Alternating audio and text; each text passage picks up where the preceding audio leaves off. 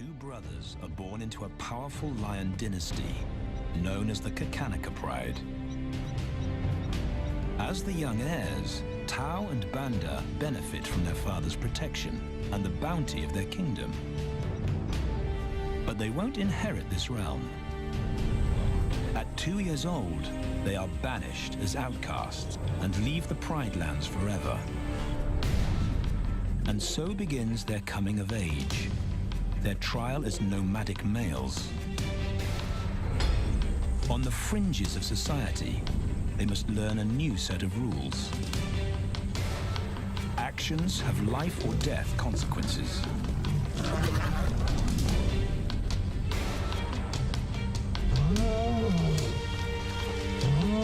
Tested to the limit as they mature, their strength is their blood bond.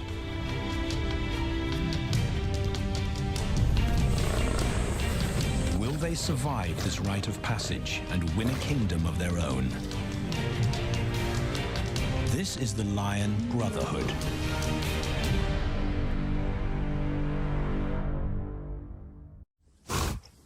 Buffalo, a formidable adversary.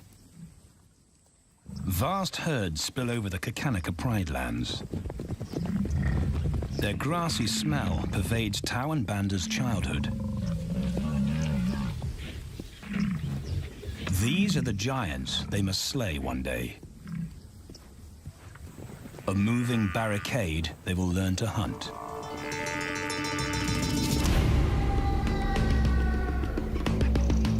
This is where the brothers will hone their skills. Prime real estate in the middle of the Okavango Delta, Botswana. Their territory is a patchwork of brown and green. Pride lands that include swamps with permanent water. So buffalo rarely leave their area. Tao and Banda will learn from the best, because Kakanaka lions are expert buffalo killers.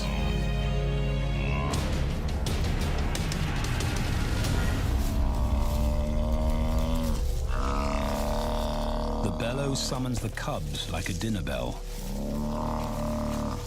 The females are hunting. At 10 months, Tao and Banda are old enough to join the mothers, with instructions to watch and learn.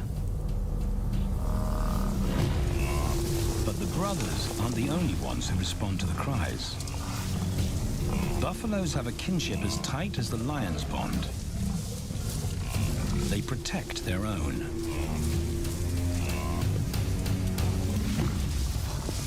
This meal bites back. A buffalo is 5 times the weight of a lioness. A well-placed thrust could cripple a lion for life.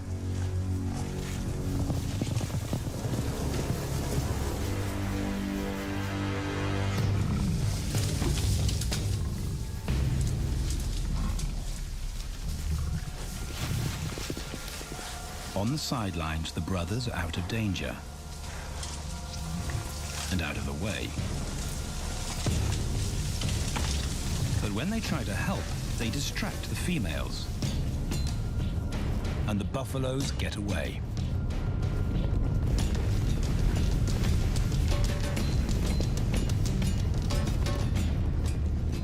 But just as quickly, the brothers see how misfortune turns into opportunity.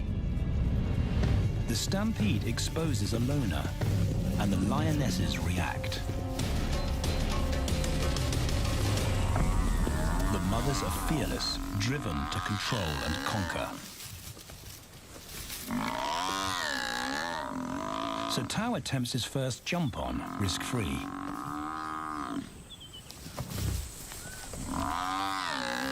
On the rump, he's away from immediate danger. Banda feels safer behind a tree. His practical will come later. When they get the buffalo down, Tao helps at the sharp end. His instinct to strangle is appropriate, but he lacks the strength.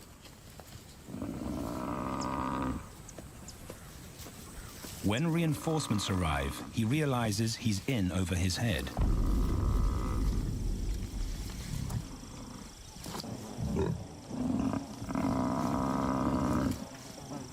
Better let the experts do this.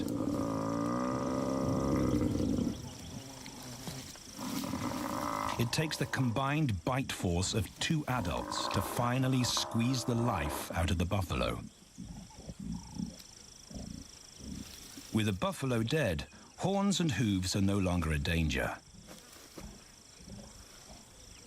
It's what Banda's been waiting for.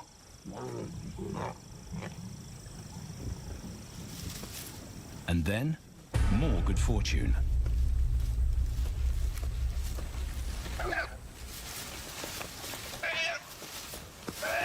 A reed buck in the wrong place at the wrong time.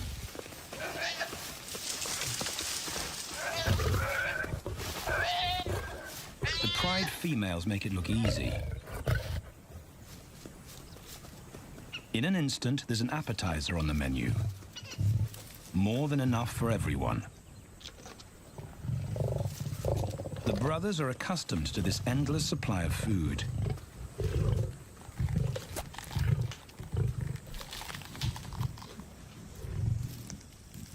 While Banda gorges himself, Tao takes the opportunity to practice his suffocation technique. The antelope's head is a size he can manage. He clamps its nose and mouth shut to block off access to air. It's how he'll kill buffaloes one day. But for now, he leaves that to his elders. Food is the mother's responsibility. Their fathers handle security. The Kakanika males spend time away from the family patrolling their borders. This area of the Okavango Delta is full of pride lands, 7 in total. Each one as large as Paris. And other lions have their eyes on the Kakanika territory. The pride males continually scent mark the perimeter of their territory as a warning to keep out or face an attack.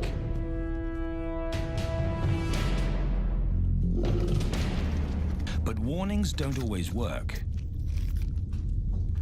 Today, the smell of the family's carcass tempts nomads into the heart of their territory. Though Tao and Banda hardly notice. The mothers are defensive, but they'll wait for the males to make the first move. The nomadic females may get a chance to eat, but the juvenile male won't be tolerated.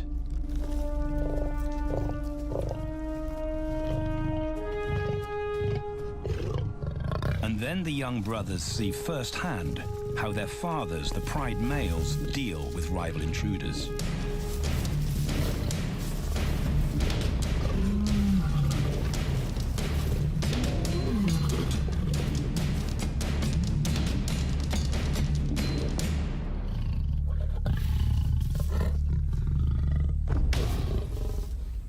The trespasser is lucky to escape with his life.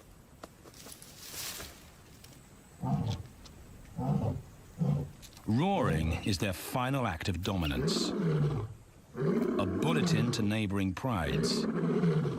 It communicates location, prowess, and ownership.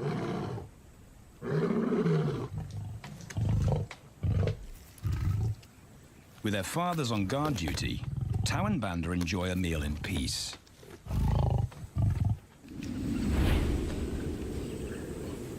On hunting trips with the lionesses, the brothers experience all the quirks of Delta living.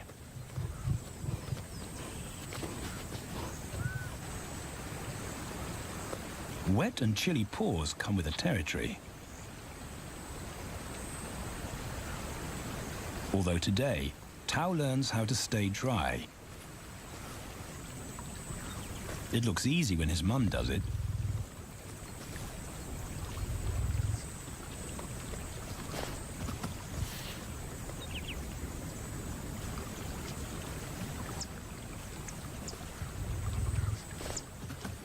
Bingo. Cautious Banda gets cold feet.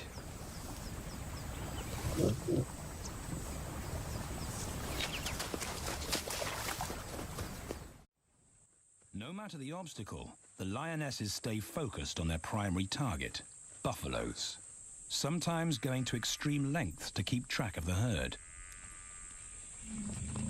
These grazers account for 70% of the pride's food,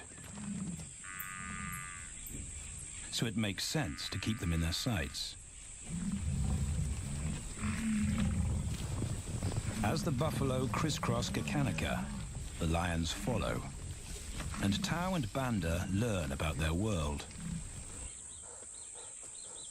The forest reveals an alternative prey source.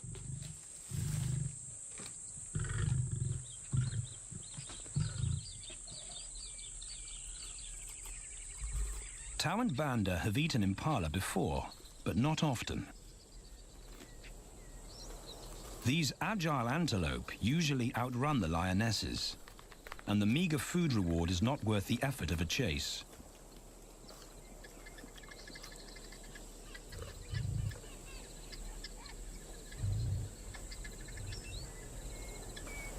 This herd seems too alert for an ambush, and they've got help. Impalas and baboons share sentry duty. Eyes and ears primed at multiple locations and levels ensure top-notch surveillance. Though no one sees Tau creep closer.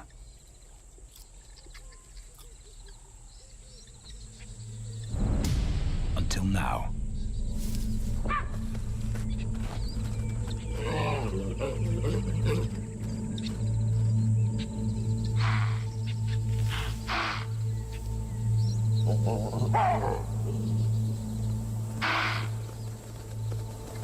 With the alarm raised, the lions' game is up. They won't catch an impala now they've been spotted.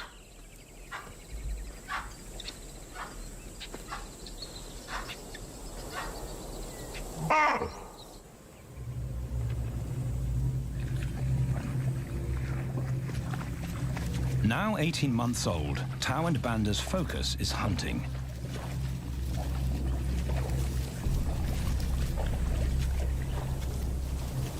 And they pick up the subtleties of stalking buffalo by watching the lionesses. They control the pace of the hunt, understand that measured calm must balance the energy of an ambush. They hang back on purpose and study the herd for weak spots.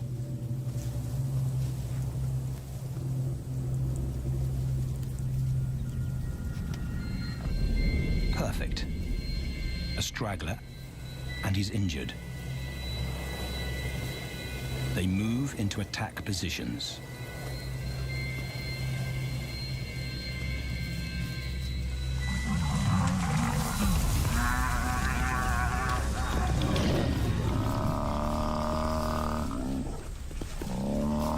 Lionesses and cubs are now a single unit.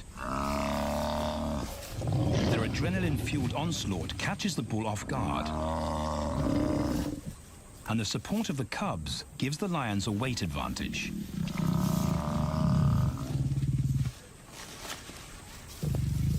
Within seconds, they wrestle him down. Both brothers are now experienced enough to help on the kill. Banda stops the bull from kicking the rest of the pride.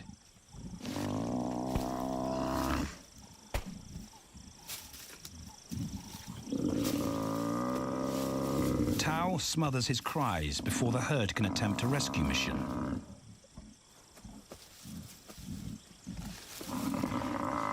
With so many females around, they both practice without pressure.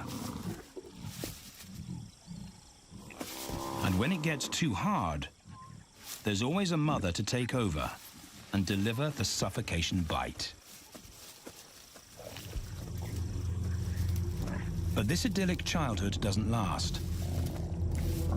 6 months later, carefree days and easy meals end abruptly.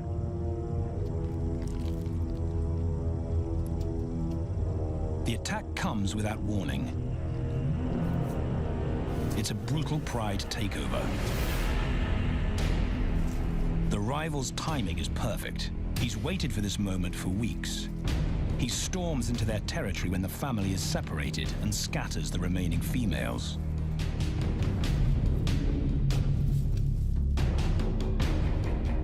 Only one Kakanika male is close enough to retaliate.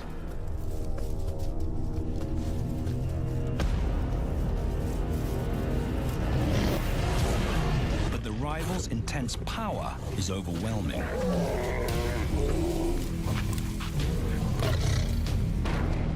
When their father bolts, the brothers know they're conquered. They surrender their pride lands forever.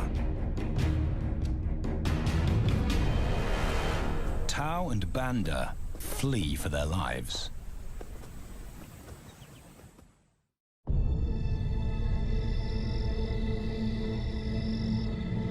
It's a jolt to adulthood, as extreme as night and day. Yesterday, the brothers walked with the pride as usual. Today, they are alone.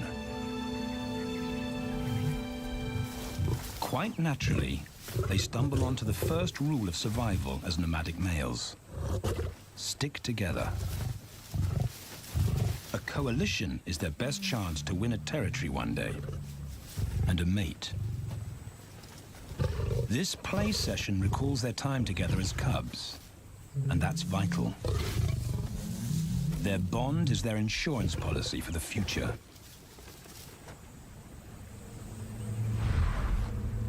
The brothers wisely keep a low profile and move through different territories quickly without being spotted. But others can't help attracting attention.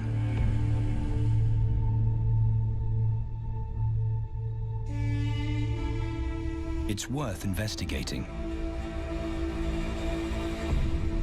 They haven't eaten in 4 days.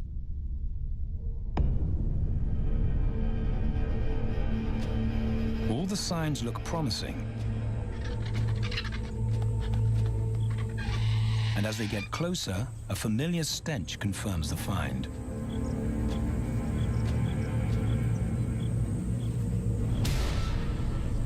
A 7-day-old carcass is hard to miss.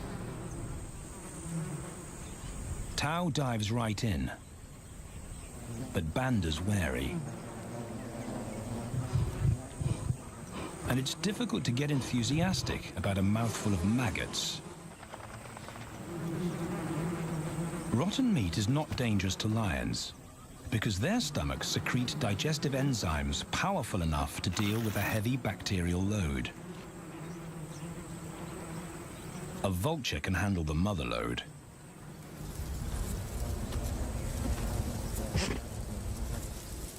The original owners don't make an appearance. And Banda gets over his worry and his queasiness. This won't be the only time they'll eat leftovers.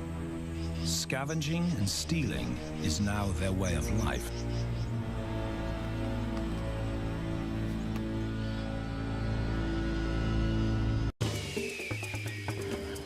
This show was created for you and your family to watch together. Welcome to Nat Geo Wild.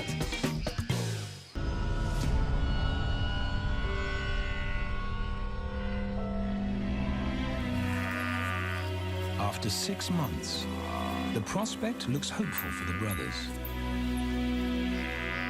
Summer is when buffaloes drop their calves. They can take advantage of this glut of protein. They just need a strategy.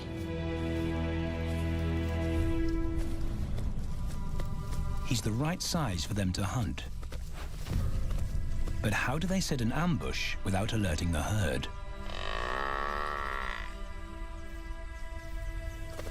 His mother's not taking any chances.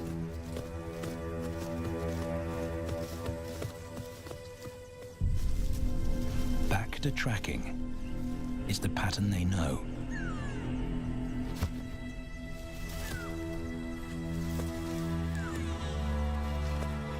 Though every step takes them deeper into enemy territory.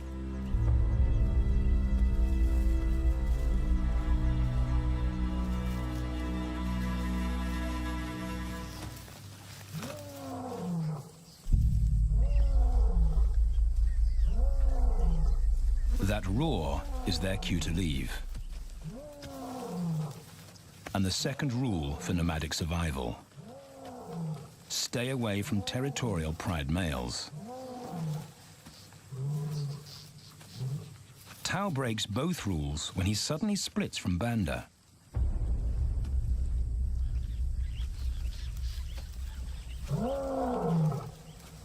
Curiosity doesn't end well for cats.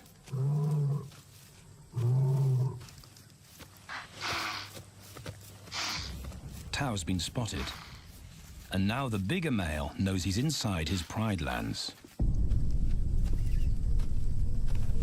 Tao is on his own. Banda's nowhere to be seen.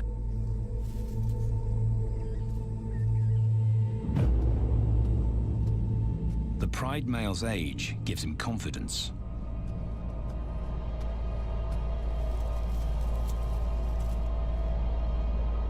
But Tao ignores all the visual tip-offs of dominance.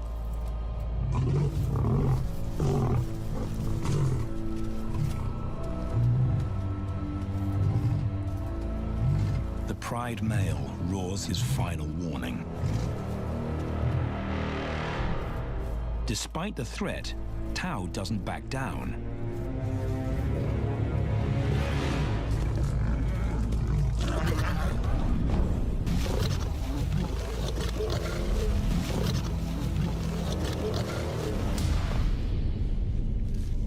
The pride male delivers the ultimate lesson in humility.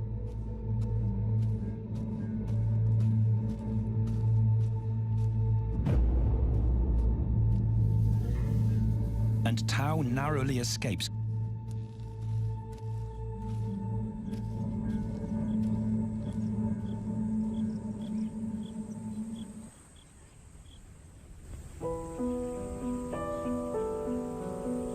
External scars heal quickly. Internal ones take a lot longer.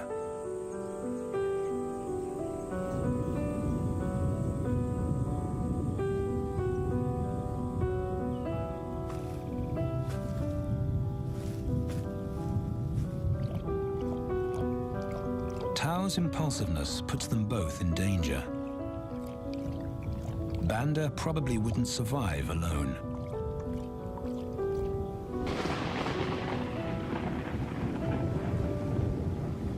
The rainstorm brings healing and relief to the land and the lions.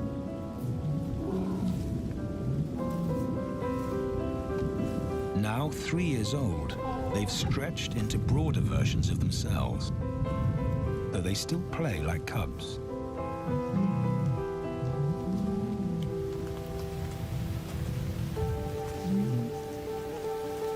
As the storm breaks, a month of pent-up energy is released.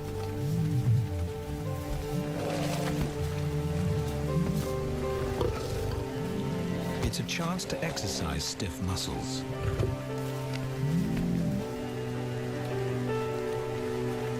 And reaffirm their blood bond.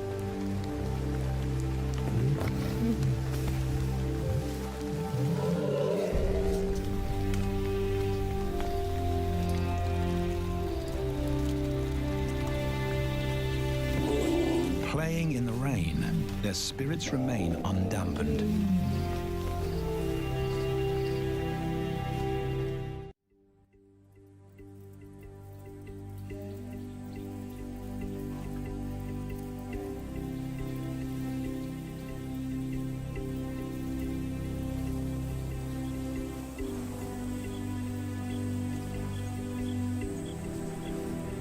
The year moves on, and Tao and Banda's bodies change again.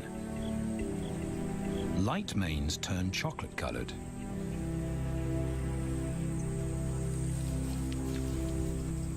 their strategy remains the same.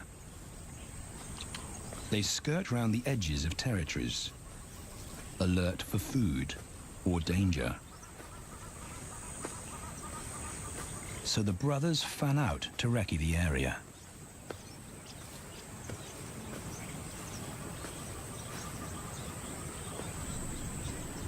Banda heads for the thicket.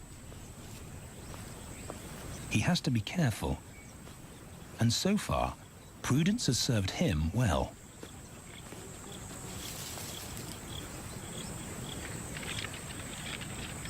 There it is again.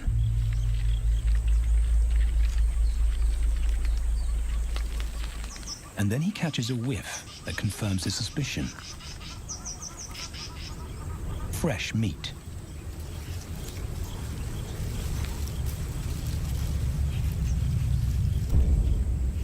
Only this carcass is taken.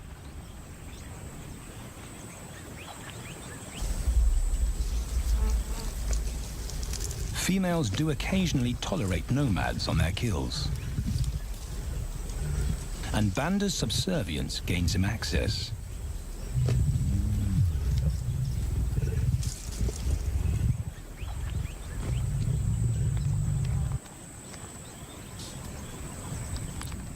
But good manners won't fill his empty belly. And now he's big enough to pull rank.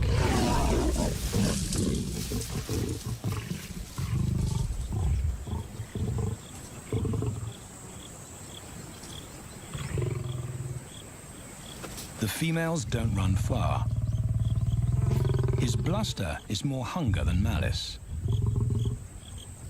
But this time, valor trumps discretion.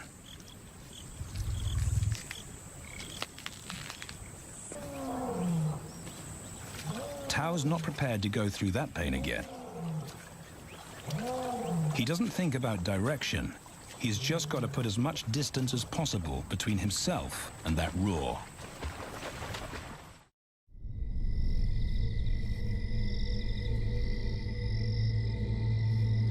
Hours pass, and Tao is still retracing his steps.